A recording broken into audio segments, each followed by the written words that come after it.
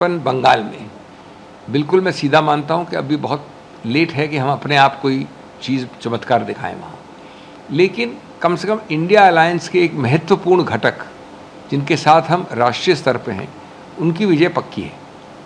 ये कहना कि कांग्रेस जीतेगी मैं बिल्कुल नहीं मानता, लेकिन कांग्रेस अच्छा प्रदर्शन करेगी। किस रोल में करेगी, गठबंधन होगा नहीं होगा, ये बात की बात है, ये मेरे कहने की बात नहीं है। लेकिन बीजेपी ने जितना हल्ला किया है वहाँ, जितना आपके सामने बार बार डींगे मारी हैं, पिछली बार आपने देखा कि सब लोग सोचते थे कि 210 215 की जो घोषणा बार बार माननीय अमित शाह जी ने की तो होने वाली है। माहौल पैदा करने में बीजेपी बहुत माहिर है। खोदा पहाड़ निकला चूहा, तो इस बार मैं समझता हूँ चूहे से भी कम निकलेगा, और इसलिए वहाँ भी बीजेपी की हार पक्की है। ব্যক্তিগত বক্তব্য আমার মনে হয় কোনো মাননীয় নেতারই মাননীয় শুভঙ্কর সরকার মহাশয়ের সঙ্গে কথা না বলে কোনো ধরনের মন্তব্য করা উচিত না।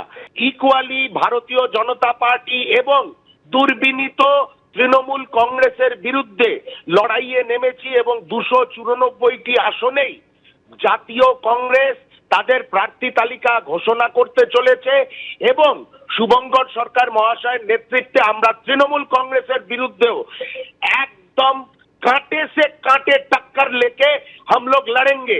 কেউ যদি কোনো দায়িত্ব জ্ঞানহীন মন্তব্য করে বাংলার কংগ্রেস তার দায়িত্ব নেবে না। কংগ্রেসের প্রার্থী তালিকা কালে 294টি কেন্দ্রে প্রার্থী ঘোষণা তৎপরতা। দিল্লিতে এআইসিসির বৈঠক, অনুমোদন পেলেই ঘোষণা। কংগ্রেসের প্রার্থী তালিকা আগামীকালই ঘোষণার সম্ভাবনা রয়েছে। আমাদের প্রতিনিধি সুদীপ্ত আচার্য এই মুহূর্তে টেলিফোনে আমাদের সঙ্গে রয়েছেন। সুদীপ্ত, কি জানতে পারছো?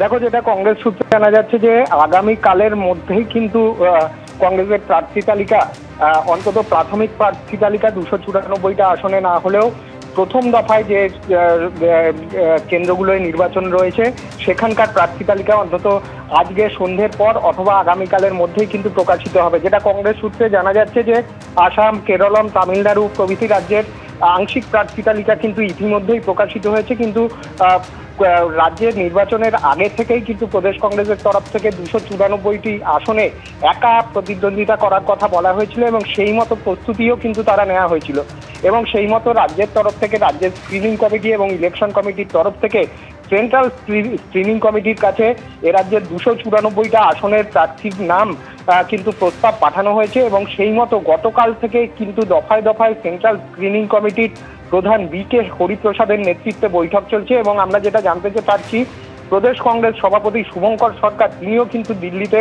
এআইসিসি দপ্তরে উপস্থিত রয়েছেন এবং যেটা জানা যাচ্ছে অনেক কেন্দ্রের প্রার্থীদের নামই কিন্তু চূড়ান্ত হয়ে গেছে এবং বেশ কিছু কেন্দ্রের নাম এখনো চূড়ান্ত হতে বাকি রয়েছে এবং এই মুহূর্তেও কিন্তু এআইসিসি দপ্তরে বি.কে. হরিপ্রসাদের নেতৃত্বে সেন্ট্রাল স্ক্রিনিং কমিটি পশ্চিমবঙ্গের নির্বাচনের জন্য প্রার্থী তালিকা চূড়ান্ত করার জন্য প্রার্থী তালিকা কি হয় সেদিকে অবশ্যই আমাদের নজর থাকবে। আপাতত তোমায় ধন্যবাদ সুদীপ্ত।